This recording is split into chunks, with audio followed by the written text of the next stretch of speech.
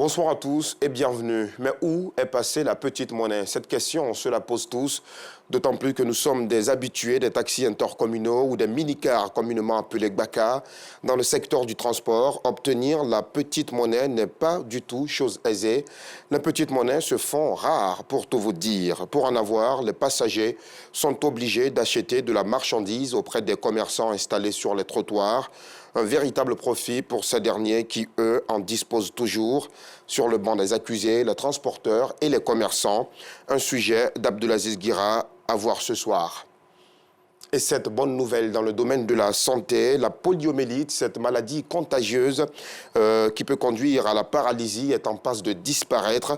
Sur 125 pays endémiques en 1979, on n'en dénombre que 2 aujourd'hui.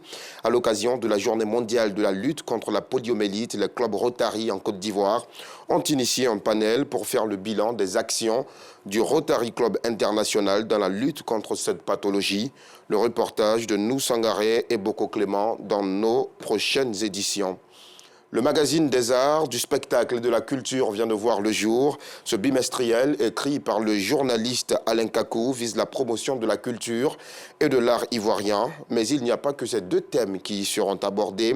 Ce magazine consacre également une grande part au tourisme local. Son lancement officiel s'est tenu ce jeudi dans la commune du Plateau. Nous en reparlerons à 19h30 avec Clarisse Kanyala et Boko Clément. Allez du sport à présent dans ce bref tour de l'actualité avec le retour sur le terrain de la sélection nationale de football. Les éléphants profiteront de la fenêtre FIFA pour mieux huiler les automatismes, apporter des réglages dans les options tactiques, donner aussi du temps de jeu à certains joueurs ou encore voir à l'œuvre les nouveaux arrivants en sélection. La Côte d'Ivoire essayera tout cela devant le Burundi et le Burkina Faso les 16 et 19 novembre 2022. Ça sera au Maroc. Le sélectionneur des éléphants, Jean-Louis Gasset, a dévoilé sa liste. Regardons ensemble ce reportage de Patrick Dadier. Pour ce dernier rassemblement où les éléphants disputeront 2 matchs amicaux, le Burundi le 16 et le Burkina Faso le 19 novembre 2022 à Marrakech, au Maroc, Jean-Louis Gasset, le sélectionneur de la Côte d'Ivoire, a fait appel à un groupe de 24 joueurs composé de 3 portiers, 8 défenseurs, 5 milieux et 8 attaquants. Au chapitre des derniers remparts, Tapé Ira Eliezer signe son retour en lieu et place de Charles Ayayi Foli de la SEC Mimosa. Idem pour Aoulou Jean-Hugues qui revient après son aventure en 2018 lors d'une rencontre amicale face au Togo. Franck Kessier, Maxwell Cornet, Eric Ebaï, tous ces blessés manqueront à l'appel. S'agissant de Sébastien Haller, le technicien français a donné des nouvelles fraîches de l'attaquant du Borussia Dortmund. Les nouvelles sont rassurantes. Il a remis les baskets. On languit qui rechausse les chaussures de footballeur. Force à lui.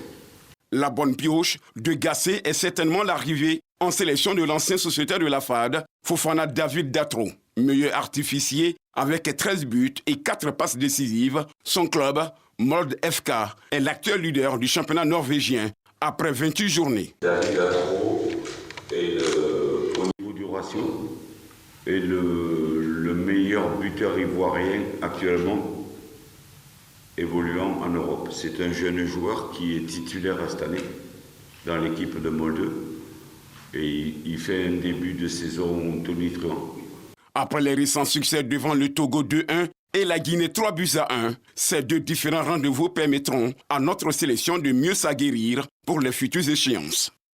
Et nous souhaitons bien sûr une bonne chance aux éléphants pour ces futures échéances. Et plus loin de chez nous, dans la péninsule coréenne, la tension continue de monter. Les 2 Corées se livrent à une démonstration de force. Ce sont environ 180 avions déployés ce vendredi par Pyongyang. Le président nord-coréen, le Conseil de sécurité des Nations Unies se réunit justement ce vendredi pour évoquer l'évolution préoccupante des tensions dans la péninsule coréenne.